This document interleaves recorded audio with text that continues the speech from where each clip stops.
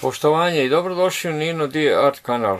Ovdje ispred nas se nalazi jedna velika ogromna novčanica u smislu cifre 50.000 dinara Socijalističke federativne narodne Jugoslavije. Ok, šta je ovdje zgodno? Ovdje vidimo da je to 50.000 sa ovom djevojkom sa lijeve strane, jedna od interesantnih, lijepih novčanica, možda od tog doba jedna od najljepših. Zašto ja bi recimo isto hvalio ovu novčanicu? Jer konačno da kažem, uvjetnički razlog, ovaj lik djevojke nije kao na onoj, recimo, onoj prijašnjoj novčanici što sam objašnjavao, ona poznata plava, ona hiljadarka koju smo puno puta koristili, koja je menjala.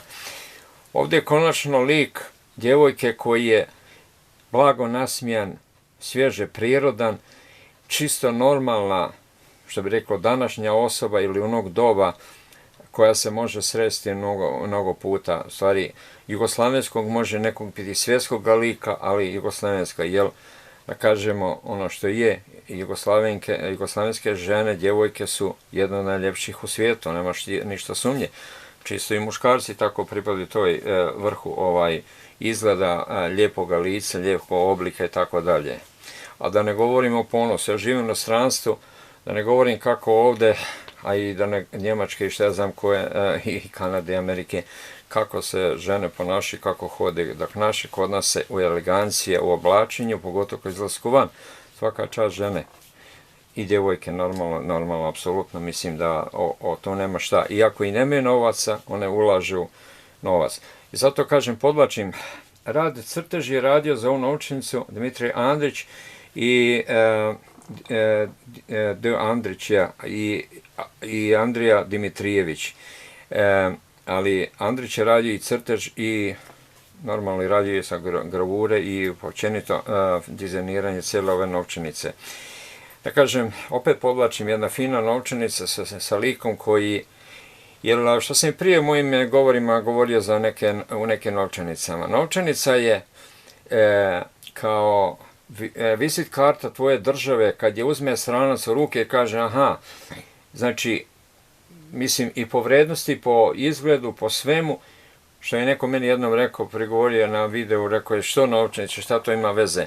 I tekako ima veze, jer to je nešto što stranac non stop boravi, da kupi nešto, da kupuje, trguje, plaća račune, vrstano i tako dalje, koristi našu monetu. U tom vremenu, sada se koriste kartice, ja ne govorim puno o ovome, sada vremenu danas, što je najnovija verzija i nestaju novčanice, kao to prelazi se na digitalnu valutu, ali to je već druga priča. Ja pričam o onom vremenu i volim to vreme, pogotovo, kažem, ako je dizajn bio novčanica lijep.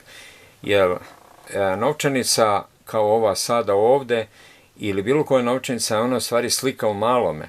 To je kao galerija, kao da napravimo galeriju pa da dođe stranci ili bilo ko žiri da ocenjuje kako izgled dizajna i tako dalje. Normalno da će naći zamjerke. Normalno. To je, na kraju bi bilo zgodno da postoji jedan muzej novčanica. Što da ne. Ništa,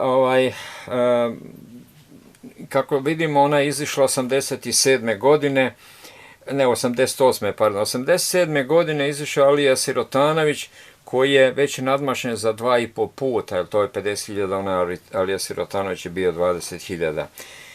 Tako da, eto, ovdje isto se nalazi lik, ženski lik u ovom vodenom žiku kao zaštita. Iza vidimo dobro poznati crtež ili fotografiju, to je crtež kao naznaka fotoprint takozvani ili tako nešto, Dubrovnika sa isto natpis 50.000 i tako ovdje 88. i gore na čelo SFRJ Jugoslavije. Kao i uvijek ja bi vratio naprijed i eto, to je to. Znači, nemamo šta. Toliko bi završio, to kažem, sa ovom vrlo lijepom novčanicom. Buduće vidit ćemo neke druge stvari. Svako dobro, Nino D Art. Veliki pozdrav.